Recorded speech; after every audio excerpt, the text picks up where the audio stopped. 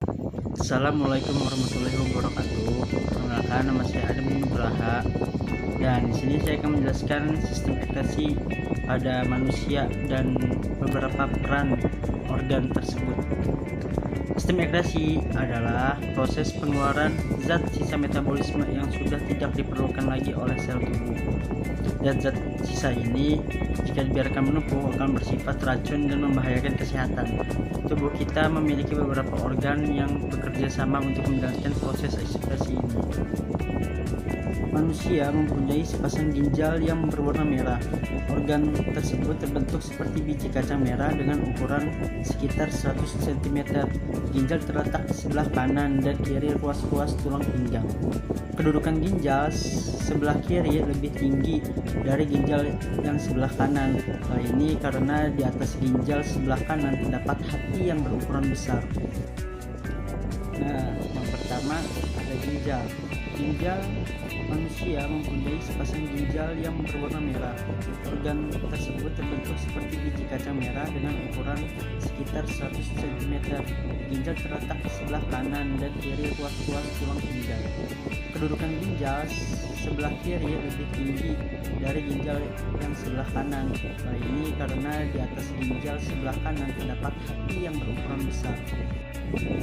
Organ kedua dalam ekskresi manusia terdapat hati. Hati merupakan organ yang ukurannya 1,5 kg dan berwarna coklat. Hati terletak di bagian kanan atas rongga perut di bawah diafragma. Fungsi hati dalam sistem ekskresi adalah menghasilkan empedu secara terus-menerus yang ditampung dalam kantong empedu. Empedu mengandung garam mineral, pigmen empedu, kolesterol, fosfatus, dan air. Empedu berasal dari penghancuran hemoglobin erites yang telah tua. Eritrosit yang telah tua dirombak oleh sel hidrosis di dalam hati. Hemoglobin dilepaskan dari sel darah merah dan dipecahkan menjadi zat besi. Zat besi disimpan di dalam hati dan selanjutnya akan dikirim ke sumsum tulang. Globin digunakan untuk metabolisme protein atau untuk membentuk Hb baru. Hemin diubah menjadi zat berwarna empedu, bilirubin, dan yang dioksidasi dalam usus. 12 jari menjadi urobilin yang berperan memberi warna pada feses dan urin.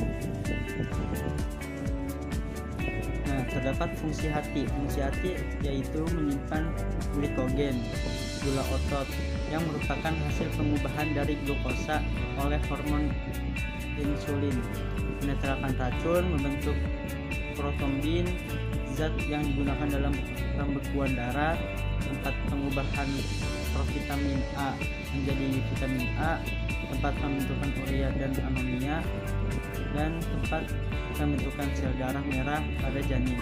Sebagai organ ekskresi yang bertugas merombak eritrosit, selain sebagai organ ekskresi, hati juga berperan sebagai kelenjar pencernaan. Hati mengekskresikan empedu ke kantong empedu.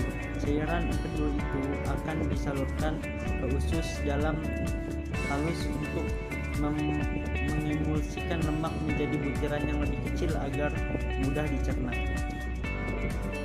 Selanjutnya adalah kulit. Kulit adalah perasaan sentuhan. Dalam kulit yang ujung saraf dari sentuhan, tidak semua permukaan kulit adalah alat yang sebagai perabat sensitif. Bagian yang paling sensitif adalah ujung dari dan bibir. Kulit dapat membedakan kasar, halus, panas, dingin, dan nyeri. Kulit manusia terdiri dari epidermis, dermis, dan hipodermis. Kulit berfungsi sebagai alat ekskresi karena kelenjar keringat yang terletak di lapisan dermis. Nah, kulit ada fungsinya juga sebagai alat ekskresi. Kulit mengeluarkan keringat. Keringat terdiri dari air, garam dapur, sisa metabolisme sel, urea, serat, asam.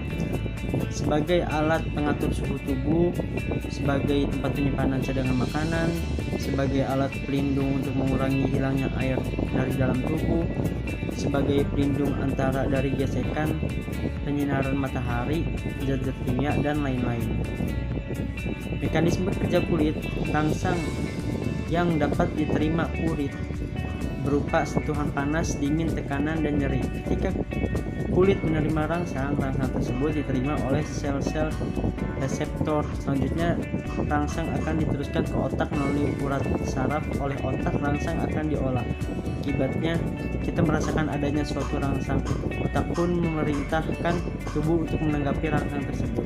Terakhir adalah paru-paru. Paru-paru sebagai alat efesi memiliki fungsi mengeluarkan zat-zat sisa dari proses pernapasan, yaitu CO2 dan H2O. Gas CO2 dan H2O di hasil metabolisme diangkut darah dari jaringan tubuh menuju paru-paru dan selanjutnya dikeluarkan dari tubuh pada waktu ekspirasi. Nah, adapun kelainan dan penyakit pada ginjal. Batu ginjal adalah terbentuknya kristal pada urinnya karena pengendapan garam kalsium dalam rongga ginjal, saluran ginjal, atau kandung kemih. Adapun penyakit albuminuria adalah adanya albumin dan protein lain dalam urin. Terjadinya albuminuria menunjukkan terjadinya kerusakan pada alat filtrasi pada ginjal. Nah, ada juga kanker paru-paru, yaitu penyakit gangguan sistem pernapasan terutama disebabkan oleh asap rokok dan dampaknya disebabkan juga oleh lingkungan yang buruk. Asap rokok mengandung zat-zat yang dapat mengganggu sistem pernapasan lainnya dan organ tubuh lainnya, antara lain karbon monoksida, karbon dioksida, hidrogen cyanida, amonia, nitrogen oksida, senyawa hidrokarbon, tar, nikotin, benzopiren, fenol, dan kadium.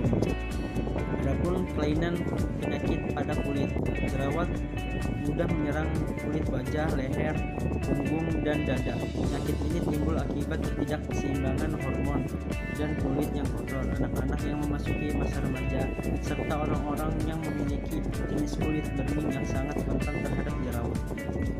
Adapun panu yang disebabkan oleh jamur yang menempel di kulit.